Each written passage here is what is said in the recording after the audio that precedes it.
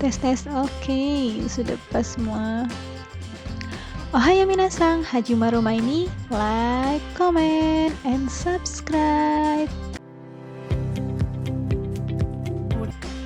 Hai guys, kali ini aku mau bahas tentang prosedur atau persyaratan apa saja yang diperlukan saat kalian mendaftar ke Minori. Oke, kita langsung buka aja ya. Persyaratan umum untuk mengikuti program pemagangan telah dijelaskan dalam halaman PT Minori. Nah, ini udah aku jelasin di video sebelumnya ya. Secara umum adalah berusia minimal 18 tahun, belum pernah mengikuti atau mengajukan dokumen program pemagangan sebelumnya, atau tidak pernah bermasalah dengan imigrasi atau hukum Jepang. Selanjutnya adalah memenuhi kriteria atau persyaratan PT Minori dan user. Izin keluarga juga menjadi salah satu persyaratan yang utama. Nah, ini udah aku jelasin di video sebelumnya ya. Nah, sekarang kita bahas yang ini nih. Bagi mereka yang telah mendaftar dan dipanggil oleh staf perekrutan kami, maka akan mengikuti seleksi tahap pertama berupa tes tulis, tes fisik, interview, dan tes lainnya yang diperlukan. Nah, kita bahas sampai sini dulu. Stop dulu ya di sini. Nah, jadi kalau kalian udah sampai bagian pendaftaran kan, yang udah aku jelasin di video sebelumnya juga. Nah, di sini kalian akan dipanggil tuh oleh stafnya Minori, ya kan, untuk perekrutan di perusahaan dia. Panggilan pertama itu kalian akan langsung ya, misalnya kalian disuruh datang tanggal sekian atau tanggal sekian, biasanya tanggal berapa, biasanya ya Minori itu memberikan 2 pilihan waktu, 2-3 pilihan waktu yang kalian bisa ikuti. Nah, itu nanti kalian pilih dari salah satu tanggal itu, tanggal mana yang bisa kalian ikuti. Nah, udah kayak gitu, nanti di sini nanti pas saat pemanggilan itu nah kalian kan udah pilih tuh tanggalnya kapan kalian bisa datang dan hadir ke LPK Minorinya, langsung ke sana ya, langsung datang ke sana. Nah, nanti pas hari itu bakalan langsung ada beberapa tes, yaitu tes tulis, tes fisik, interview, dan tes-tes lainnya. Ini tes-tes lainnya untuk tes-tes tambahan ya.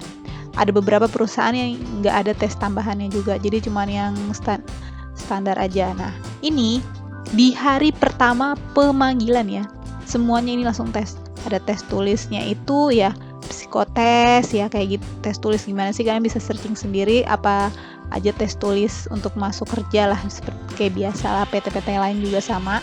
Terus tes fisik itu ya olahraganya, langsung ada tes olahraganya gitu. Nah, terus ada tes interview, tapi biasanya interview itu besoknya deng, ini nggak di hari yang sama kayak gitu ya. Ini masih tes tahap 1. Nah, tes tahap 1 itu kadang bisa selesai dalam 1 hari, kadang bisa selesai dalam beberapa waktu kayak gitu ya. Terus lanjut, bagi mereka yang dinyatakan lulus seleksi tahap pertama, nah pernyataan lulus seleksi tahap pertama itu biasanya jaraknya 2 minggu. Jadi kalau 2 minggu kalian gak ada kabar, kalian bisa hubungin Minorinya lagi. Itu biasanya ya, karena adik aku juga kan magang di Jepang nih, jadi dia sama aku tuh sama-sama daftar, tapi kita tuh berangkat itu beda karena dia sering gagal di beberapa interview user. Nah, jadinya kalau udah 2 minggu nggak ada perkembangan, langsung tanya ke pihak Minorinya, gimana nih, saya lulus apa enggak? Terus kalau saya nggak lulus tes tahap pertama, apa yang harus saya lakukan? Apakah saya harus daftar lagi? Atau saya tinggal nunggu lagi panggilan? Kayak gitu. Jadi kalian harus aktif juga nanya sama Minori, kayak gitu. Karena kan yang butuh kerjaan kan kalian kan. Nah, kayak gitu ya. Kita ulangi lagi, bagi mereka yang dinyatakan lulus seleksi tahap pertama, akan dipanggil seleksi tahap kedua dengan matching user. Nah, ini yang harus disiapin itu adalah kesiapan dokumen kalian juga ya, yaitu fotokopi KK, KTP, ijazah, dan sebagainya. Biasanya ini ada interview lagi nih, ada interview user juga nanti nih.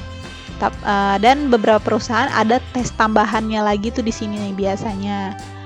Dan di sini juga bakalan ada nanti surat perjanjian persetujuan dari orang tua ya untuk kalian siap untuk masuk asrama dan siap untuk magang ke Jepang kayak gitu. Nah, tahapnya kayak gitu aja. Jadinya ada dua. Berarti di sini ada dua tahap aja ya untuk tahap pemanggilannya. Jadi kalau kalian udah dipanggil